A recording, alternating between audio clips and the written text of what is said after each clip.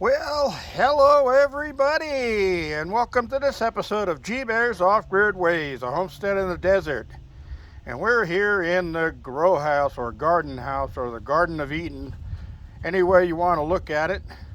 We're here because it's air layer time. It's time to open up this air layer. It's been in there a long time, and I let it go a little longer because of the heat and that, but this is late afternoon. It's starting to cool down a little bit, and it'll give it the nighttime to absorb any shock that it might get.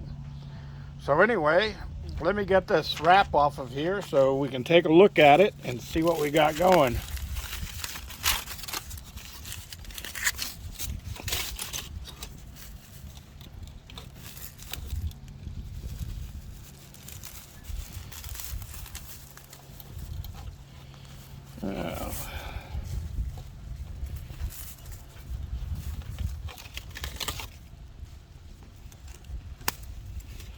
All right, let's see. Wow, I really got a tangle going on here.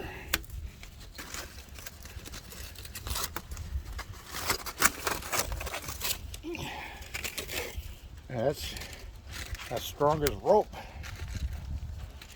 I might have to cut that. Let me throw this stuff down in here for right now. We don't need that anymore. Oh, while I'm talking here, I'm going to tell you that there's pluses and minuses to using either a clear container or using a dark container. They sell them that are black on Amazon, and problem with the black ones is you can't see into the plastic to see if anything's happening. So I don't see much on this side. Let's move around here. Oh my gosh, look at all the roots in there. Oh yeah, it's ready. So let's go back over here. I can set the camera down and get it aligned on this unit, and we'll take the cover off, and it's still nice and damp in there, so we can split this and take it off of the branch.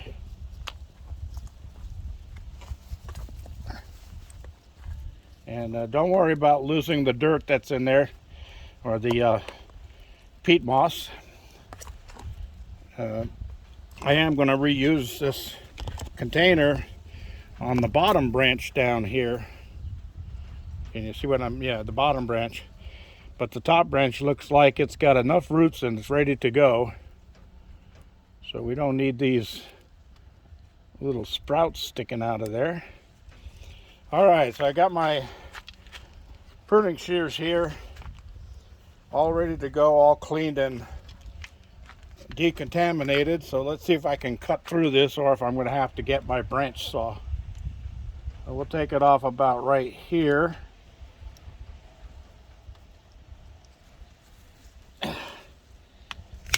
There we go. All right, so look at that big cluster of roots on there. Isn't that nice looking? All right, so we got some warm, dry air blowing here, and I don't want to keep this out too long. So let's head over. I did come through here today and watered everything, and everything's all nice and damp. And I got a pot ready in the greenhouse to move this to. So here we are, and let me adjust this down, and we're going to go into that part right there. All right, so I'll set this down right here for a few seconds, and we'll make a nice hole. And when you're transplanting tree, you always want to make sure that you have a hole at least 3 times the size of your root ball. That's important. You soften up the soil like I did, and as you can see, it's nice and wet. I did prepare for this. So let me see where my little shovel is. Oh, there it is.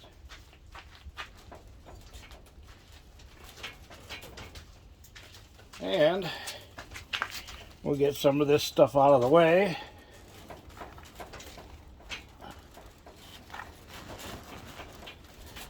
Yeah, that can be transplanted. So can that.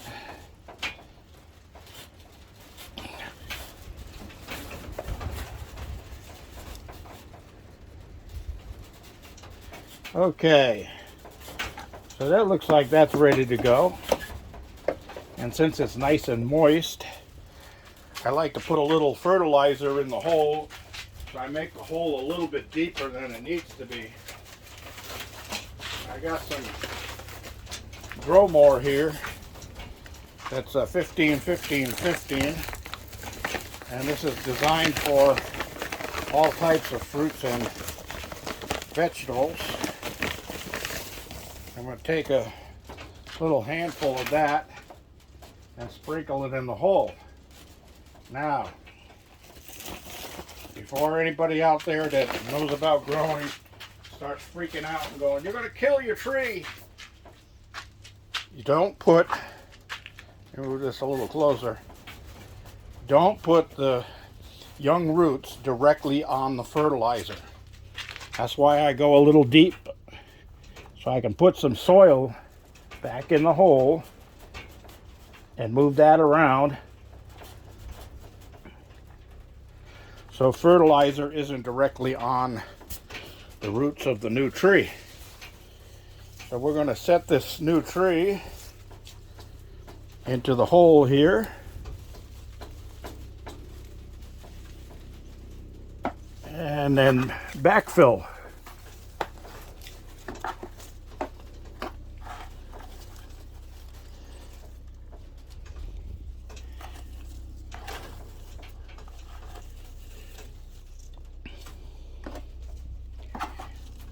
And the other thing you want to do, and normally I'll have an old rusty tin can ready, and I'll dig that even a little deeper into the pot and plant that down a little deeper. But since this is young roots getting ready to establish, we're going to do it just without the tin can, and that provides iron in a slow release into the soil as the tree gets accustomed to its new home. But since this is only a temporary move for this thing, it's going to be fine like it is. Now I will come back later and take off some of the very low branches with the greens on it, so that it has a little bit less to try to provide energy for, and that will work. So this is a quince air layer, and this quince is now an exact clone of the original quince tree.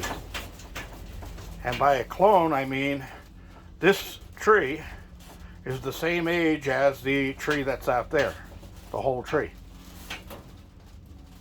It's been growing exactly the same length of time.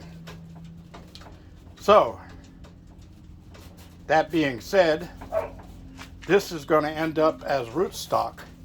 I don't need a quince tree, but this is going to end up as rootstock for apple or pear. And most likely it'll be apple, and then I'll have another apple tree growing. And I'll cut back the rootstock off of this so that it's basically just about that tall, and that's where I'll do my apple graft, right into there. I could air layer again on this young tree, but that's going to take a long time, and I've got another air layer going to be going on the other one. So in the meantime, we'll let this one sit. I got a post here in case the winds come up. I can go in right there, and then I'll get a piece of plastic tie and I'll tie it right here so that the winds don't rip it out of its roots. All right, so while I'm at it, let me replant these.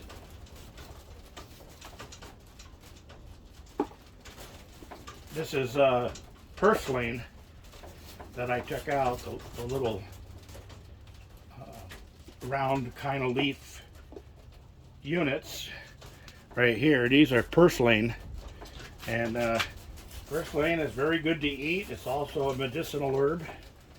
It helps settle upset stomachs and stuff like that. So, and my chickens love it too because it grows really well. You can take a clipping off of any one of the other plants and stick it in the ground at another location, and it'll grow. So in the meantime, we'll just get those back in here around my little baby Fuji apple that I grew from seed.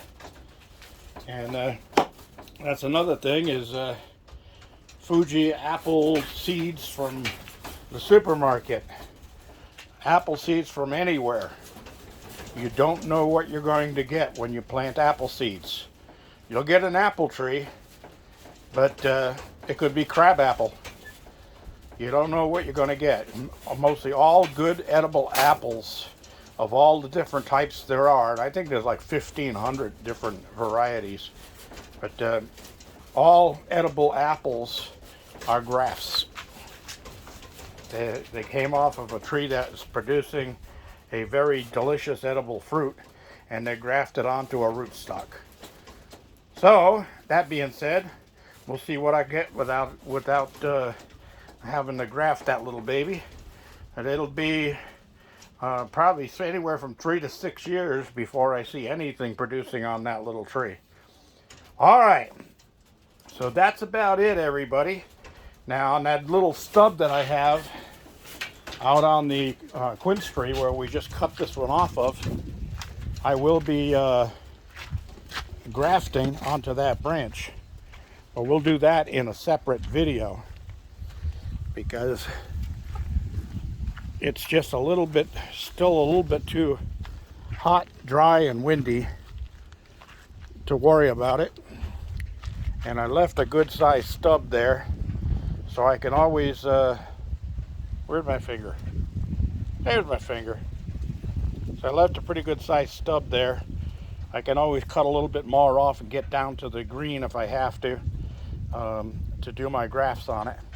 But I'm going to be grafting apple onto that, so from my other apple tree. And tomorrow I'll come out and do another air layer on this lower branch right here and get that one ready to remove. So that's it, everybody. Any questions, comments, leave them down there in the comments section. I'll be glad to answer them for you.